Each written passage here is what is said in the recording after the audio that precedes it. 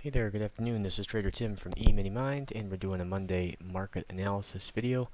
Starting off looking at the ES, we can see the you get these layers of retracements.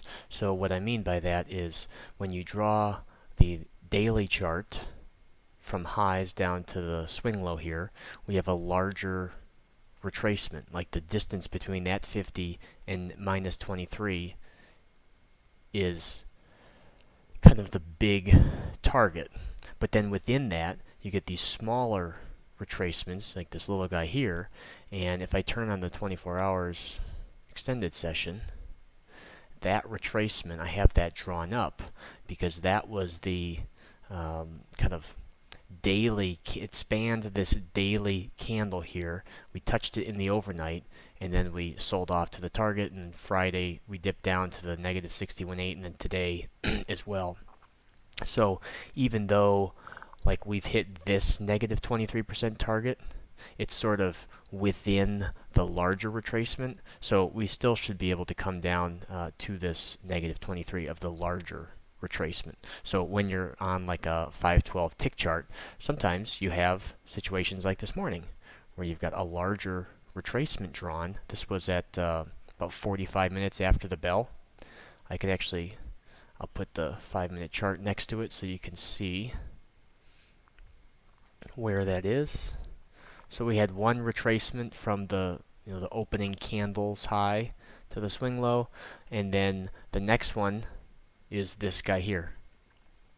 And so we have a larger retracement, and we want to be, shooting for that price level. Now, I don't necessarily set a target at that price level, but just keeping in mind that if I'm entering here on the 512 tick chart at 2350, I don't want to be, you don't want to be getting out for 2 ticks, 3 ticks, even a point.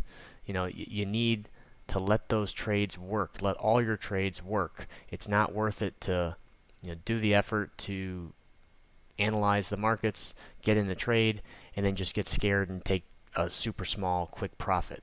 So keeping that larger target in mind sort of helps you remember the bigger picture. Like, okay, if you're zoomed in really far, you might not see that target below you, and if you're just trading right here. But you should, even you don't have to have a side-by-side chart, but if you have that level 43, in this case 13, in the back of your mind, okay, when you're entering here, 43.23, well, hey, that's 10 points that this thing could rocket down just to the negative 23, let alone go farther. So that was a really nice trade, a really nice short setup today, and then that one took a number of legs lower. A little bit of a swing high break here, and it was pretty easy to just kind of trail swing highs here on the way down, and then that was almost 20 points right there. And then we did end up going lower from there, but even if you just caught this first, what I would consider like the first half of the move down, I mean, that's a great 20-point move. I wanted to just flip to the SPX real quick and just comment that a 4100 roughly would be about a 10% correction. So that's down here.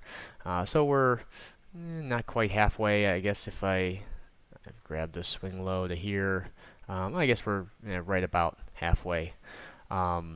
So yeah, like 5% off of highs, 10% would be right around that 4100 area. If we just run through the markets real quick, the channel that we've been in on the S&P is clearly broken, and so we'll go back to the ES because I got a couple lines I want to reference. And as I said on Thursday, if we do get a bounce, it would likely be strong, or at least very rapid. Not necessarily strong in the sense that we rip us to new highs, but anytime we're in a downtrend like this, the up move, that's when you see the biggest up moves. So be prepared for that. Volatility has been great for intraday trading, but this trend line here I haven't deleted it yet because we're going to come back to it at some point, and then that would act as potentially resistance there. And then the shallower trend line down here that we've had drawn up, it's kind of where we're heading. On the ES 4100 is down here, so that'd be a break of that trend line if we were to continue down to that 10% sell-off. I wouldn't really be expecting returns like we had, in 2020, 2021.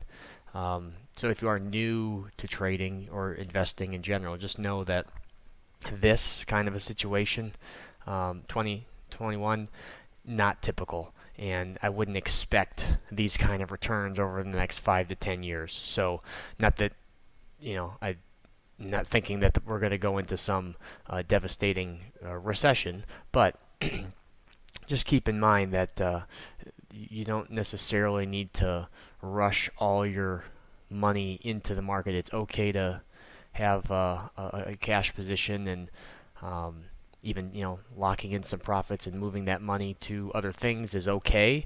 Another thing that I like to do, that I do a lot of, is hedging with puts. So just anytime we are starting to show signs of weakness, waiting for that bounce and then buying the puts. So like on the first leg down here, nice strong move down, we got that bounce, buying the puts, and then it only takes a couple of days and you're really sitting pretty. And then your long-term position that you're long of, sure, it might be going down, but the puts are actually making you money in that down move.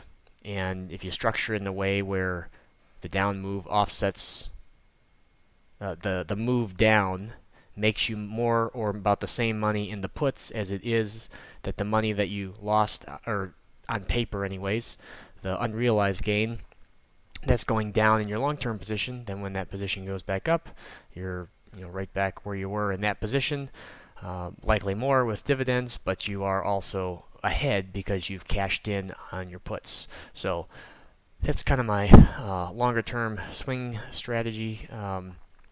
But from an intraday perspective, really good time to be trading. Lots of good retracements, and the markets are acting pretty good. So one other thing you can look at when you are trading is keep an eye on the NYSE tick, and it is helpful when you're entering a short trade to not have the ticks moving down. Like, it's nice to enter a short when the ticks have moved up, and it's nice to enter a long when the ticks have moved down. So basically, selling high ticks, buying low ticks. It doesn't have to be the highest print of the day or the lowest print of the day, but it is helpful. Just as kind of I'll glance over at the ticks if I put it to our current time here. So like if I go over to here, okay, the ticks are pretty high. I probably won't want to be buying at this moment. Letting those ticks come down a little bit, letting the market essentially corresponding pull back a little bit. So you're buying when the ticks have come down, and you're selling when the ticks are up. So see, like the ticks came down a little bit. So at the very least, and this isn't much of a pullback, but you see the ticks come down a little bit. Market at least pauses, makes a little one candle pullback here. At least that entry is going to give you a better price than just buying highs and selling lows. So let's see, tomorrow I'll be doing a live trading session as we always do on Tuesdays. You can check that out over at EminiMind.com/VIP. And one last thing I just wanted to touch on the VIX. Keep an eye on if we really start to rally or retract. If we kind of stay in this, I would say like 18 to 26 range, that's pretty much what we've been in. But if we start to come up here and spike into the upper 20s, or really drop into the like below 18, the mid-teens or even lower, that's going to give us some more sustained either down move if we're spiking, or up move if we're dropping and staying low. But with the way there's so much going on right now that uncertainty is the favorite word, and that's what we have going into the next 3 to 6 months at least. So that should keep some of this volatility at least a little bit higher, low to mid 20s, which is going to be great. And long-term positions, nothing to really freak out about. Always good to have a decent cash position though, just to make yourself for the one feel a little better so you can sleep at night, but also then you have that cash that you can invest and do other things with if some opportunities do come up, which I think they will here in the next anywhere from the end of this year going into next year. So keep your eye out, watch for opportunities, and if you have questions, drop them in the comments below. Thanks, and I'll talk to you all soon.